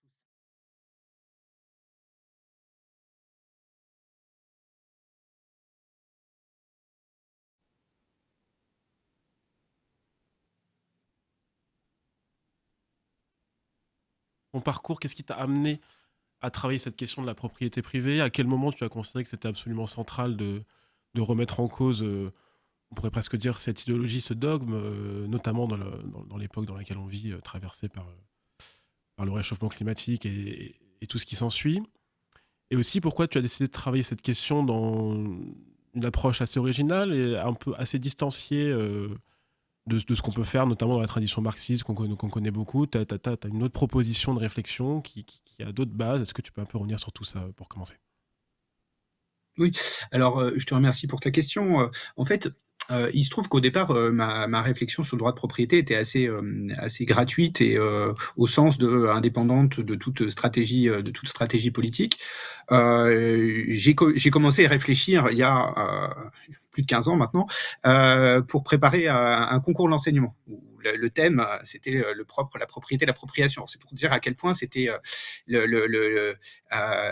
comment dire, ce qui m'a initialement mis le pied à l'étrier était finalement anecdotique. Et en fait, en y réfléchissant, la première chose qui m'a frappé, c'est la définition du Code civil, l'article 544 du Code civil, où la propriété est définie à la fois comme le droit le plus absolu de jouir des choses, première partie de l'article, mais deuxième partie de l'article, dans la mesure où on en fait un usage conforme aux lois et aux règlements. Et donc, je me suis dit, mais qu'est-ce que c'est que ce droit, qui est d'abord présenté comme absolu, et ensuite comme relatif aux lois et aux règlements? J'ai trouvé qu'il y avait là une sorte de contradiction autour du droit de propriété. Alors souvent les juristes disent bon, l'absoluité c'est-à-dire le fait qu'un droit soit opposable à tous, c'est pas la même chose que son caractère limité ou non. Un droit peut être absolu mais limité. J'étais pas entièrement satisfait sur un plan philosophique par cette explication-là, parce qu'encore une fois, quand dans l'article du Code civil, il est écrit qu'à la fois s'il s'agit d'un droit absolu et en même temps limité, ça pose quand même conceptuellement question. Et en fait, c'est ça qui m'a amené à la réflexion. Et puis en parallèle, un travail approfondi sur Jean-Jacques Rousseau, et notamment sur le second discours, enfin donc le discours sur l'origine et les fondements de l'inégalité parmi les hommes, publié en 1755, où Rousseau en fait montre comment la propriété devient assez rapidement un levier de domination de l'homme sur l'homme, et au fond la base des inégalités sociales, avec derrière aussi, mais on pourrait y revenir peut-être, toute une discussion de l'approche lockéenne. Alors voilà, ça c'est pour le cadre un peu autobiographique. Pour le deuxième, pour aller plus loin, l'enjeu qui m'a semblé assez central sur cette question-là, c'était pas simplement, et je vais dire les choses avec de façon trop synthétique, mais c'était pas simplement d'opposer la petite propriété et la grande, mais c'était plutôt de montrer comment dans le concept même de propriété et la façon dont nous y croyons, au fond, quelque chose se joue qui mérite d'être critiqué. Je vais préciser ça. D'abord, on peut tous constater une sorte de paradoxe. Quand il y a des lois, tu sais, on parle de lois sur l'héritage, etc. Et puis, en fait, on se rend compte que dès qu'on veut augmenter ou accroître les taxes sur l'héritage, les petits propriétaires deviennent solidaires des grands en disant bah non, on a acquis ça par notre travail, le patrimoine est acquis par le travail, on peut, si on le souhaite, le transmettre à nos enfants à notre mort. C'est notre droit le plus fondamental d'une certaine manière. Et donc, dans ce cadre-là, en réalité, les petits propriétaires qui refusent les taxes sur l'héritage, qui en réalité ne les touchent pas, sont solidaires des grands, précisément parce que ils sont travaillés inconsciemment par l'idéologie propriétaire qui les conduit à penser les choses comme je viens de le dire. Et donc le problème, c'est finalement le problème de la façon dont nos croyances autour de la propriété sont structurées, plus que le problème du rapport entre une petite propriété qui ne serait pas mauvaise, qui pourrait même être juste, parce qu'elle réunit les conditions de la dignité, de la subsistance, etc., et une grande propriété qui, elle, serait éminemment problématique dans son usage capitaliste, parce qu'elle structurerait les rapports de domination qu'on connaît bien. C'est vrai, hein, évidemment, je ne suis pas en train de contester le fait que ce soit vrai, mais je pense que la réflexion sur la propriété ne doit pas se limiter à ça. Merci Pierre. On va commencer avec les questions du chat. Donc, je vais rebondir un peu sur ce que tu disais parce que c'est une question qui va vraiment dans le même sens. On a Gabriel Sigal qui nous dit « Le problème, c'est la privatisation de l'outil industriel. Il y a plusieurs types de propriétés privées. Ne prenons pas une posture manichéenne sur le sujet. » Alors, est-ce qu'on peut vraiment différencier les types de propriétés privées ? Et est-ce que, dans ce cadre-là, la propriété, notamment des moyens de production, là on rentre dans une tradition plus marxiste de réflexion, est-ce que c'est un peu pas la première des propriétés, ou en tout cas la première à remettre en cause, etc. Oui, en fait, moi, justement, c'est cette idée-là que j'essaie de... il faut dire les choses précisément. C'est-à-dire, je ne m'oppose pas à cette idée-là. C'est-à-dire que la propriété la plus problématique, ce serait la propriété économique, et notamment dans son usage capitaliste. C'est vrai. Mais s'arrêter là, c'est s'arrêter au milieu du gué. Et en réalité, la façon dont la propriété peut être vectrice de rapports de domination, elle s'exerce sur le plan individuel dans des rapports civils qu'on peut avoir avec les autres, avec notre voisinage, etc. On peut très facilement dire au nom du fait qu'on est propriétaire de ce qui nous appartient, qu'on fait ce qu'on veut chez soi, au mépris des droits des autres.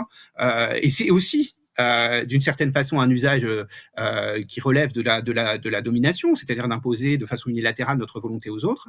Donc, il n'y a pas de raison d'exclure cet aspect-là de la domination, même si en un sens, il est moins problématique, mais il fait partie du cœur même de la propriété, c'est-à-dire de permettre à ceux qui sont propriétaires d'imposer leur volonté aux non-propriétaires.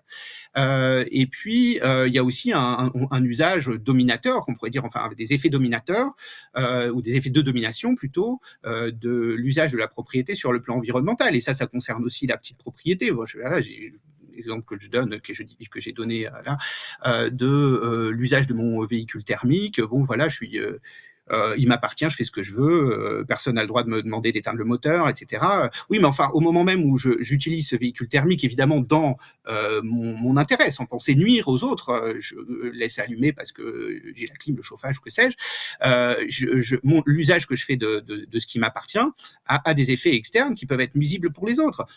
Et ça, j'ai quand même le sentiment que l'idée selon laquelle on peut faire absolument ce qu'on veut avec ce qu'on a, qui est une idée, à mon sens, véhiculée par l'idéologie propriétaire, je dis pas par le droit de propriété, mais par l'idéologie propriétaire, est quelque chose qu'on doit critiquer.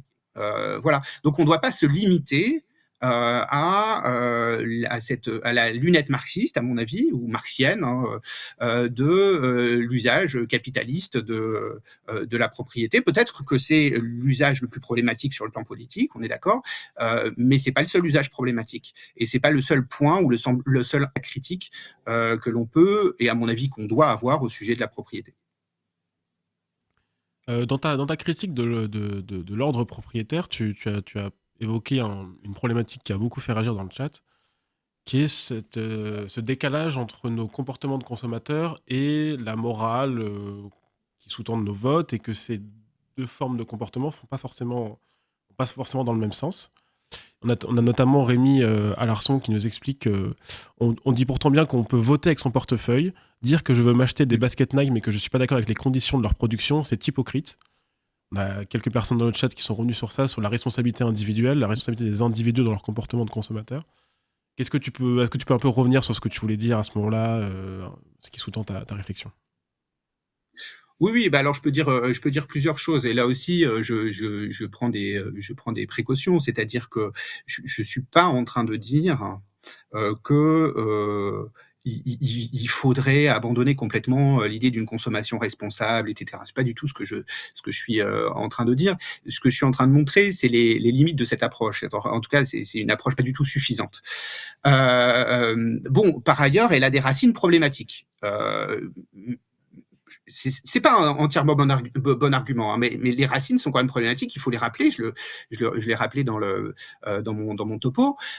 C'est-à-dire au fond l'idée selon laquelle l'acte d'achat est comme un bulletin de vote, qui est maintenant en effet assez répandu dans la société, et pas que à gauche ou dans le mouvement écologiste au sens large. En tout cas, qui est assez largement répandu aujourd'hui, au fond, trouve ses racines dans les défenseurs du marché.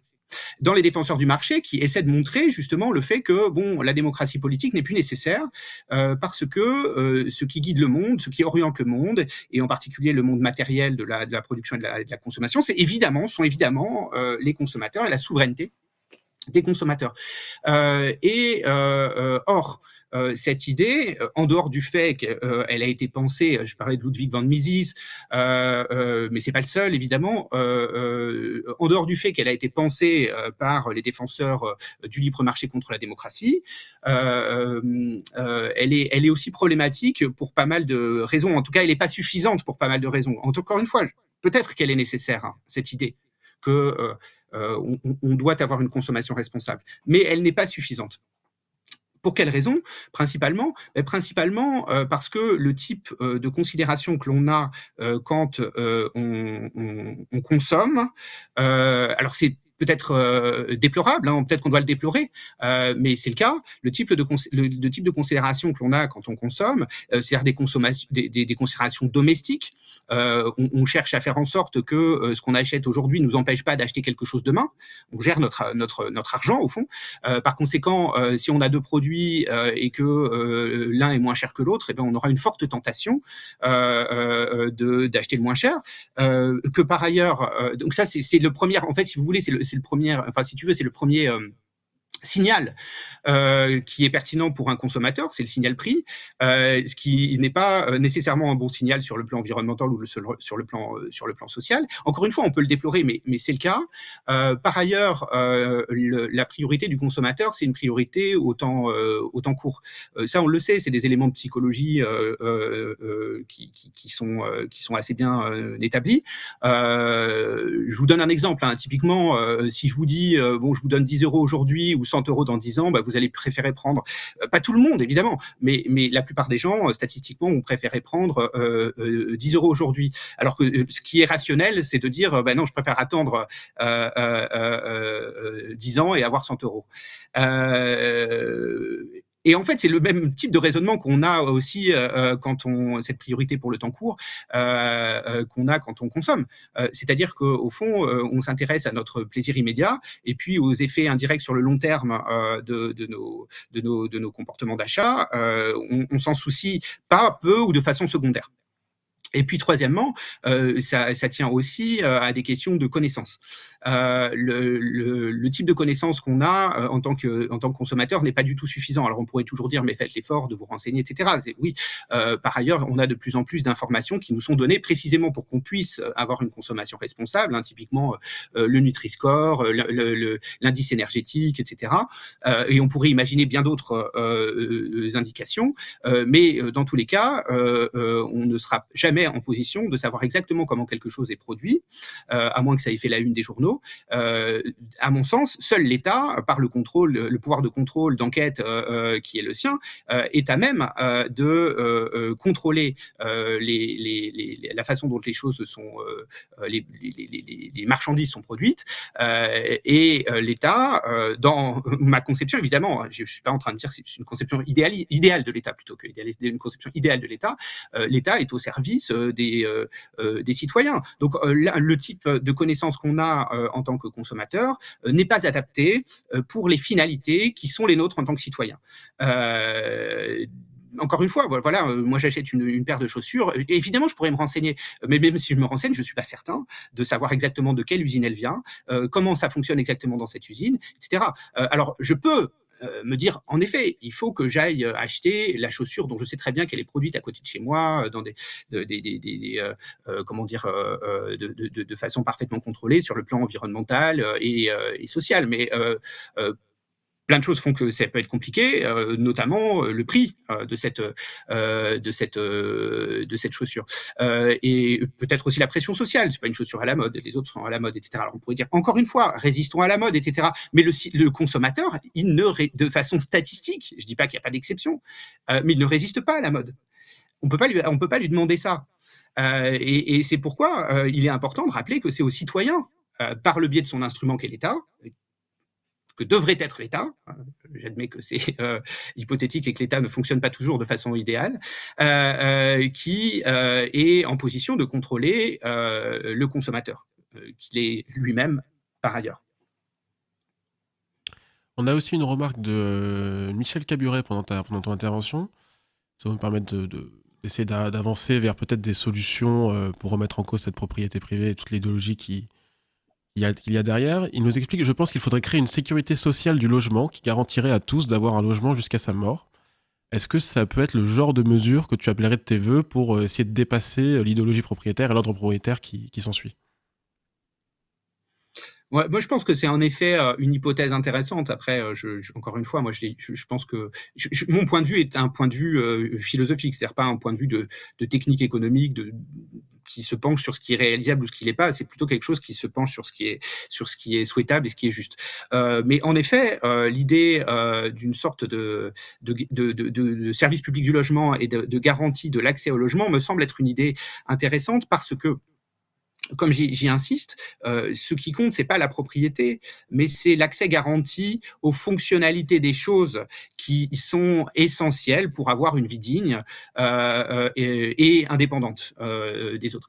Or, la possibilité même qu'existe un tel service public du logement montre, je pense, ou démontre de façon absolument évidente que pour, par exemple, avoir un toit, on n'a pas besoin de rendre tout le monde propriétaire. On n'a pas besoin de diffuser la propriété. On a besoin, en revanche, de garantir l'accès à quelque chose.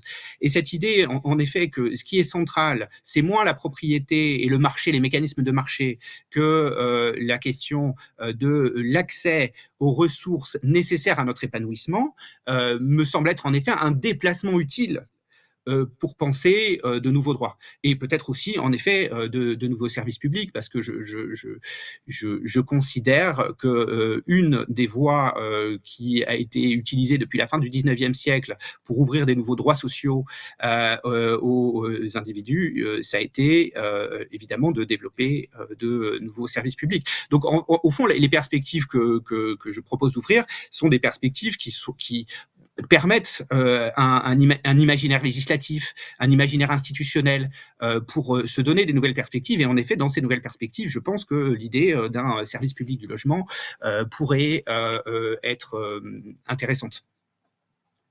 Et on a aussi, dans le même ordre d'idée, beaucoup de personnes qui nous ont parlé du droit d'usufruit.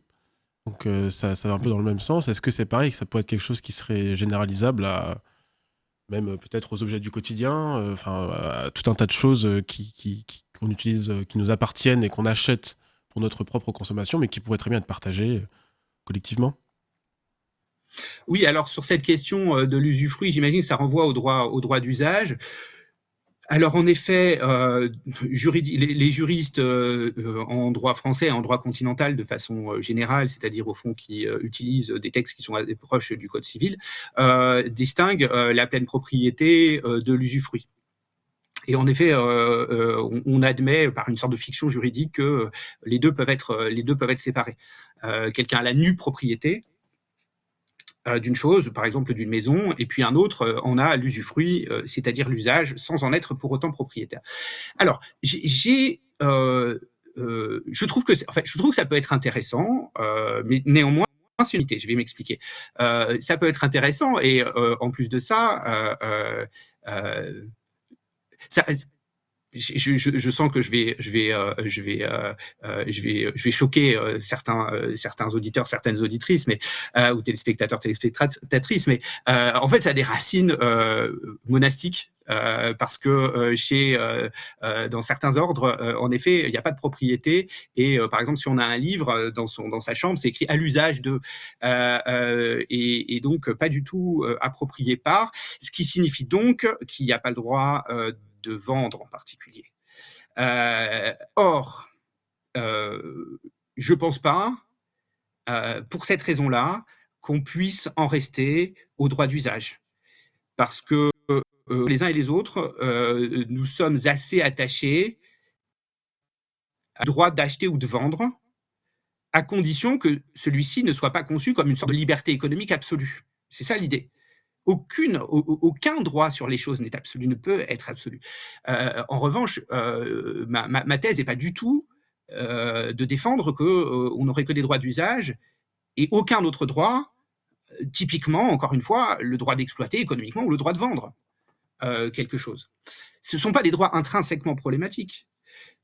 Ce sont qui sont problématiques parce qu'on considère qu'ils sont absolus et subordonnés à l'entière liée qui achètent et qui vendent. C'est ça qui est problématique. Mais ce n'est pas le fait qu'ils existent. Donc, l'idée de se limiter au droit d'usage me semble pas une bonne piste. Voilà. Montrer que bien souvent les droits d'usage suffisent avec ce que ça suppose de possibilités de partage des choses, ça me semble être extrêmement important. Mais s'imaginer que les droits sur les choses se limitent aux droits d'usage me semble problématique. Voilà, encore une fois. Par ailleurs, alors je prends les choses un peu à l'envers cette fois. Ça ne veut pas dire que dans tous les cas, le droit d'acheter ou de vendre est nécessaire à la plus entière jouissance des choses. Parce que souvent, c'est ce qu'on dit. Pour défendre justement les libertés économiques, on dit, ben oui, mais si on n'a plus le droit d'acheter ou de vendre, alors dans ces cas-là, on n'a plus la pleine jouissance des choses. Cette croyance est absolument erronée. Elle est absolument erronée. Je donne 2 exemples de ça. Au moment de la Révolution mexicaine, au début du XXe siècle, on a inventé une institution qui s'est appelée les ejidos. Les ejidos, en fait, c'était une réforme agraire où on a donné à chaque famille un terrain qui était suffisant normalement pour produire sa subsistance. Alors, ça pose des problèmes parce que si on a 10 enfants, si on a 5 enfants, mais même si on en a 2, au fur et à mesure, le terrain s'amenuise. Bon. Mais l'idée, c'était de retrancher les terrains au marché. Pourquoi ? Parce que, en fait, la conscience était que quand il y a un marché du foncier, ça rend vulnérable les propriétaires, mais qu'au contraire, retrancher le foncier au marché peut permettre de mieux protéger les propriétaires, paradoxalement. Donc, l'idée est claire, c'est que parfois, si les choses sont bien faites, enlever aux gens le droit d'acheter ou de vendre peut plus les protéger que le fait d'avoir ce droit d'acheter ou de vendre. Bon. Même exemple avec la propriété du corps. Imaginons qu'on soit propriétaire du corps. En réalité, en droit, on n'est pas vraiment, le corps n'est pas vraiment considéré comme une propriété, mais sur le plan philosophique, on peut comprendre ce que ça veut dire. Bon, est-ce que vous considéreriez que la propriété du corps humain serait mieux protégée s'il y avait, par exemple, un marché des organes ?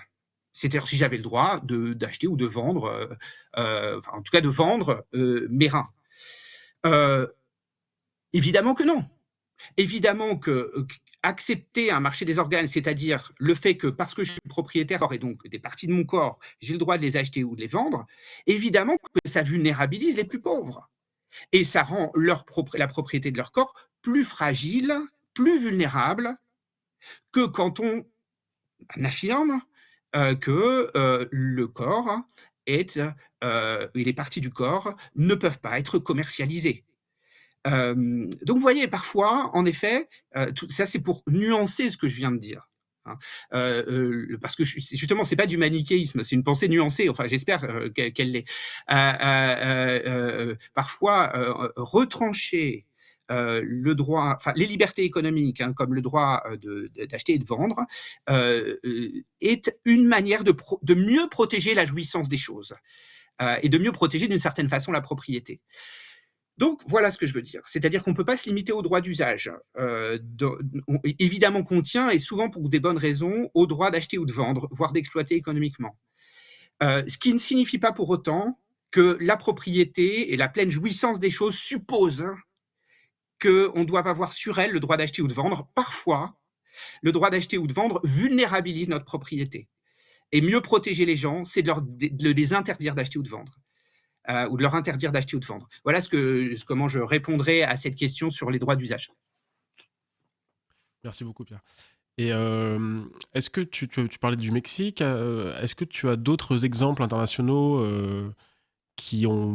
d'autres pays qui ont mis en place des institutions, qui ont d'autres modalités de gestion de la propriété, un peu différentes de nos sociétés occidentales qui sont vraiment axées sur cette question de la propriété, et donc la propriété est un peu au cœur de nos développements. Est-ce que tu as d'autres exemples internationaux à partir desquels on pourrait s'inspirer pour imaginer d'autres manières de faire ? Disons que je répondrai de la manière suivante à ta question, en disant que à l'époque médiévale, alors j'anticipe les objections qu'on pourrait me faire. Voilà quelqu'un qui veut revenir au Moyen-Âge. C'est pas ce que je dis. Je dis qu'à l'époque médiévale, les choses fonctionnaient autrement. C'est-à-dire que dans bien des régions de France et d'Europe, les terres notamment étaient impossibles à mettre en clôture parce qu'il existait des droits multiples sur elles. à la fois le droit de la personne soit qui mettait en culture le champ, soit qui y faisait paître ses bêtes, mais aussi le droit de toute une série de personnes de la communauté villageoise, le droit de première herbe, le droit de passage ou le droit de parcours, toute une série, encore une fois, de droits qui faisaient qu'on ne pouvait pas exclure en fait autrui d'une ressource en y mettant des clôtures, mais qu'au contraire, on avait trouvé un moyen de régler les rapports sociaux sur les choses qui ne conduisent pas à de l'exclusivité. Et c'est la raison pour laquelle on dit souvent, on parle souvent comme étant une sorte de grande révolution de la période des enclosures, c'est-à-dire la mise en clôture des champs au XVIIe siècle, principalement en Angleterre, et au XVIIIe siècle en France, parce que c'est vraiment une sorte de grand basculement du rapport juridique aux choses, qui se traduit justement dans l'idée selon laquelle avoir quelque chose à soi, c'est pouvoir en exclure absolument les autres. Avant, il existait des méthodes qui permettaient de régler les rapports sociaux sur les choses qui n'induisent pas ou qui n'impliquent pas une sorte de rapport exclusif sur elles. Voilà ce que l'idée. Par ailleurs, dans certaines sociétés, notamment il y a un livre d'une anthropologue qui vient de sortir, Libersky-Banyud, qui porte là-dessus et qui montre à quel point le concept de propriété n'est pas du tout, mais vraiment pas du tout présent dans les sociétés qui vivent autour de la Volta, les sociétés voltaïques, hein, c'est un fleuve d'Afrique.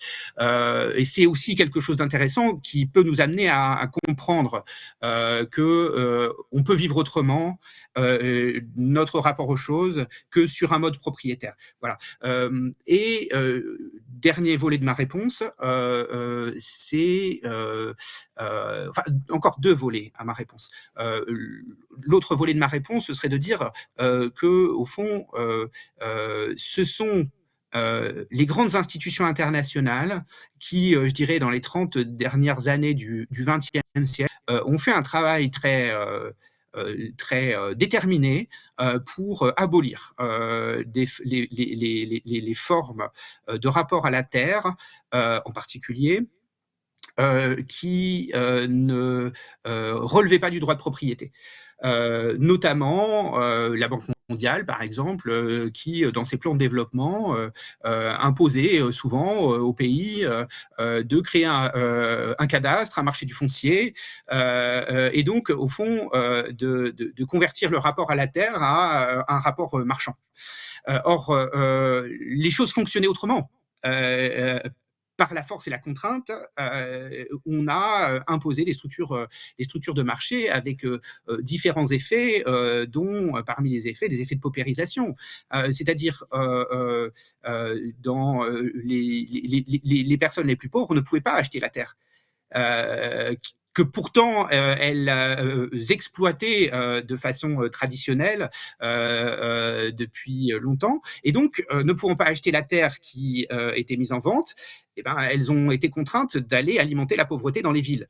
Donc il s'agissait de politiques de développement, mais l'effet de ces politiques de développement par la propriété et le marché ont eu des effets extrêmement puissants de paupérisation et de développement de la pauvreté dans les villes, avec aussi un effet d'exode rural. Voilà. Alors, par ailleurs, dernier volet, est-ce qu'il y a des pistes sur le plan international pour contester l'absolutisme propriétaire? Oui, et ces pistes, c'est pas forcément, en fait, elles sont pas forcément faciles à mettre en place, mais c'est des pistes qui sont plutôt basées sur les droits fondamentaux. Par exemple, typiquement, le droit à jouir d'un environnement non pollué. Ça fait partie des droits qui sont très discutés sur le plan des institutions internationales, notamment, qui existent dans certaines constitutions, notamment en Équateur, et qui peuvent être utilisés. C'est pas facile à implémenter, à utiliser, mais qui peuvent être utilisés justement pour diminuer ou pour attaquer plutôt l'usage que les grands industriels qui exploitent le pétrole, qui exploitent les mines, etc.,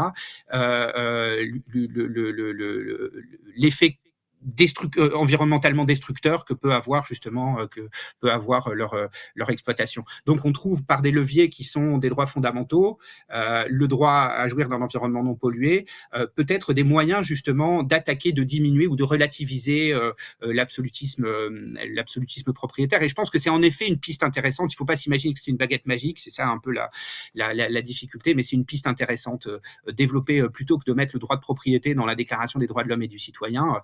Mettre des droits fondamentaux, le droit au logement, le droit à l'éducation, le droit au travail, bon, qui est censé déjà exister, mais bon, c'est pour ça que je vous dis que c'est pas une baguette magique, le droit à un environnement non pollué, le droit à une alimentation équilibrée, voilà, on peut imaginer plein de choses qui, à mon avis, traduisent mieux ce qu'est notre contrat social, c'est-à-dire ce qu'est notre projet collectif, que de poser comme ça un droit de propriété absolu à l'article 17 de la Déclaration des droits de l'homme et du citoyen. Voilà. Et en guise de conclusion, Pierre, ce que je te propose, c'est rapidement, si tu as un livre à conseiller, un film, une série, quelque chose qui nous permet encore d'avancer sur ces réflexions pour conclure, si tu as ça la main. Oui, alors il y a une série documentaire qui a été faite par Mordilla là, sur Arte, je crois en 4 volets sur la propriété, qui est assez bien faite. Alors j'aurais des choses à y redire, mais enfin c'est un sacré tour de force quand même de parvenir à faire un documentaire aussi long, à une série documentaire aussi longue sur un thème aussi abstrait hein, d'une certaine façon. Et c'est voilà, je suis pas forcément d'accord avec les conclusions, mais c'est vraiment un travail extrêmement intéressant, avec un volet sur la propriété du corps, par exemple. Donc, en effet, j'invite toutes celles et ceux qui ont suivi cette discussion, et si ça les a intéressés, évidemment, à aller regarder cette série documentaire. Merci beaucoup, Pierre. Merci pour cette masterclass. Merci pour ces riches réponses. Merci à tous. Et c'est moi qui te remercie. D'avoir suivi cette masterclass. On se retrouve très vite sur Blast. Merci Pierre, je te souhaite une bonne soirée et à très vite. Merci beaucoup Maxime, merci beaucoup à toutes et à tous pour vos questions. Merci.